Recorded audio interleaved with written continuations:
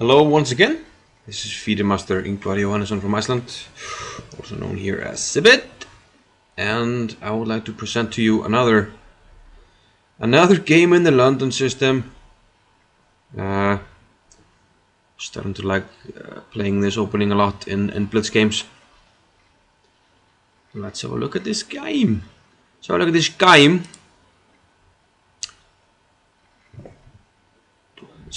we're in chess base.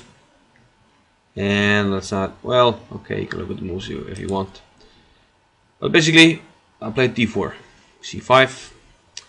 And if you want to London, you have to more or less play c3 here. I mean, if you play d5, it's no longer going to be a London. If you play e3, you block in your bishop, can't go out, etc. So c3 to keep everything intact here. b6. f3, bishop b7, and I just stick to the London moves. Kind of just closing my eyes, you know, just playing my moves, no matter what black does. And he plays knight e4, which is of course breaking an opening principle, moving the same piece twice, but he probably has a setup in mind. And he goes f5 here. Kind of trying to set up a kind of a dodge with the bishop here on b7, and that can be a symmetrical setup if you can if you manage to do it. And I just keep closing my eyes here. I play h3. Just pure systematic London moves. However, I did have an alternative here, and bishop takes e4 followed by knight g5. But it's not so easy to protect this pawn here, because this move d5 will hang this e6 pawn, for instance. But okay, I did not see that in this 3-minute game. h2, but h3 usually it's played. Let's go back. h3 here. Usually it's played to give this bishop a square here on h2, so that black can't acquire the bishop pair. And well, that's one of the purposes of the moves right here. In case of any g5 in the future, I do have bishop h2, not giving over the bishop to, say, knight takes g3 or something. But also I am getting ready to, after these moves, anticipating his setup.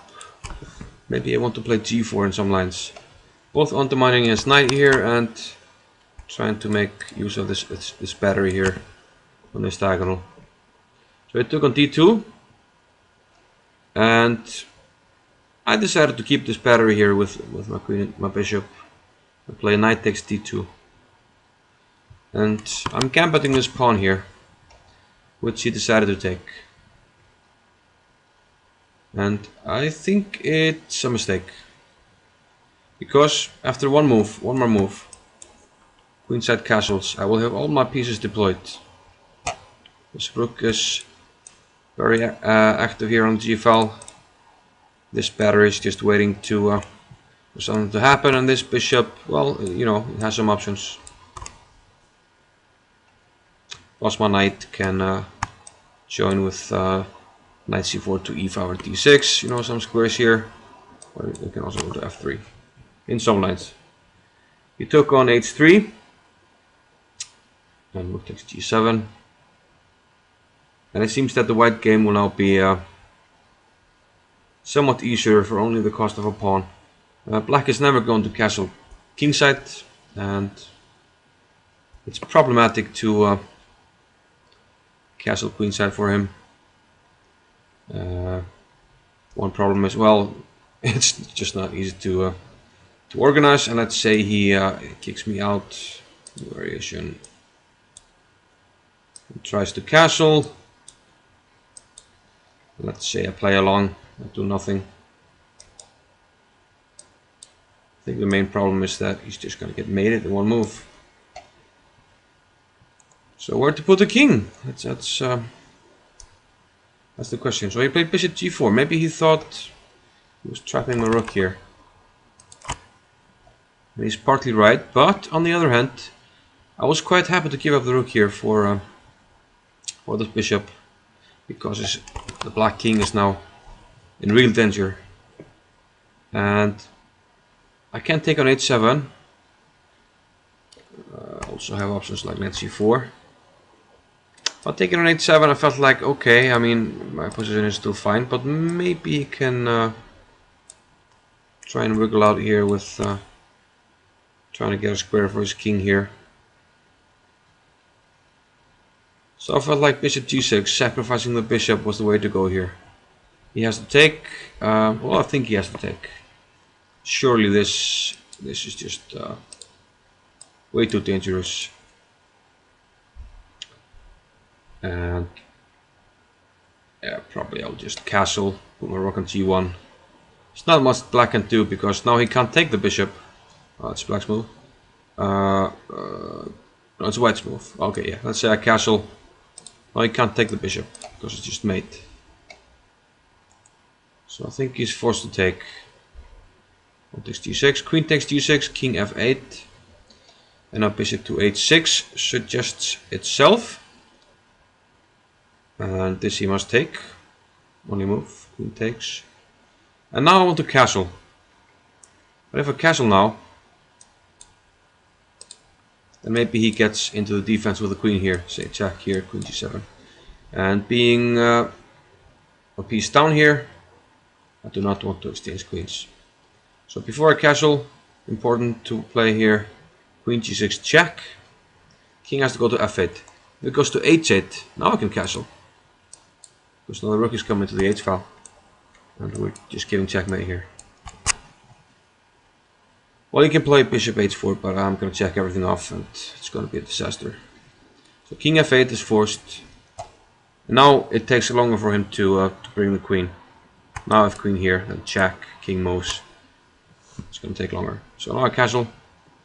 But I still think that, yeah, queen e8 is the best move here. But now I check him, king f7. And the computer seems to think that white has the advantage here after knight to e4. I'm not sure I would have found queen f4, but I felt like I had a good position when I sacrificed. Instead, after castles, he played bishop f6. And now it just looks like it's easily winning for white. I went knight e4, I'm attacking this bishop. And it has to go back on this diagonal. If it goes here, then simply the rook is coming with devastating effect here on this diagonal on this file. So he has to go to g7. But now simply rook g1. I think I have time for this. I want to simply take on g4 with either the queen or the rook. He played knight c6, but this seemed like the lesser evil, but I will simply take here with the queen. Probably must protect, and this seems somewhat of a disaster after something like this. He needs to keep an eye on the bishop, so probably I can take my time here. Maybe even queen g6. Oh, I also always have yeah, queen f3 seems like a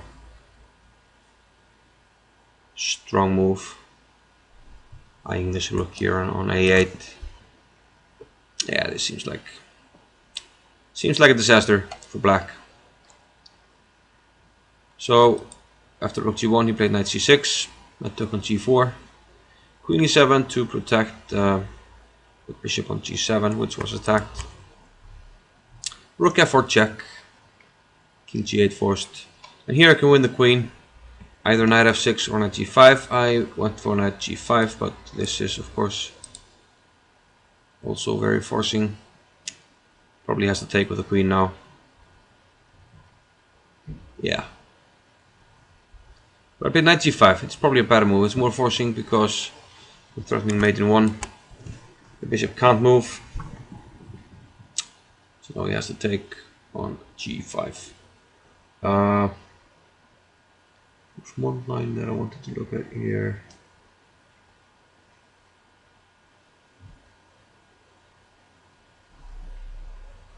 Yeah, if you place, it's a good pattern here. If you place something like this, well, it's made in 1 anyway. What was my idea here?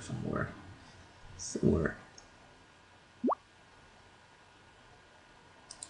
Okay, yeah. In this position, when I played rook g1, knight g5 was probably a better move. According to the computer, after queen e7, d5. Threatening d6. Because the queen has no squares after d6. Because, let's make a blank move. Well, I can make a blank move, but I'll just make a random move. To this, I have to keep an eye on this. Like if you go here, knight h7. So after d5, maybe king g8. But now, yeah, here comes the pattern. Rook h1. If pawn takes d5, then the very useful pattern, rook h8 check. Bishop is pinned, so the king must take, but now queen h7 mate. Very useful. Going back to the game, after knight g5, I'm just threatening the mate, so he has to take.